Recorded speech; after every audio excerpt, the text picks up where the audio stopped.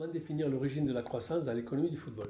La croissance économique se comprend à partir de l'augmentation des quantités de travail et l'augmentation du capital des actifs, l'augmentation de la productivité globale des facteurs de production ou les fameux PGF. On rapporte les PGF au progrès technique que représentent le progrès des technologies, l'efficacité dans l'utilisation des facteurs de production, l'efficacité d'une meilleure organisation de la production. On peut établir comme la condition de production de chiffre d'affaires l'équation des revenus suivants. Chiffre d'affaires égale quantité ou volume de production vendue multiplié par prix de vente moyen par unité vendue. Selon cette équation, nous pouvons déterminer les conditions de variation de chaque dimension, soit le volume, soit le prix. Ainsi, à partir des différents facteurs de production utilisés, que sont la quantité de travail, la quantité du capital, la quantité d'actifs et d'investissement, on peut expliciter que l'ensemble des quantités de ces facteurs-là constituent les conditions de variation d'une activité et contribue à l'augmentation du chiffre d'affaires en volume d'unités vendues. À partir de la mesure de l'efficacité relative à l'utilisation des facteurs de production mobilisés, qui dépend de l'organisation de la production, qui dépend des innovations technologiques permis par les efforts issus du capital humain, comme l'éducation, la formation, les nouvelles compétences acquises,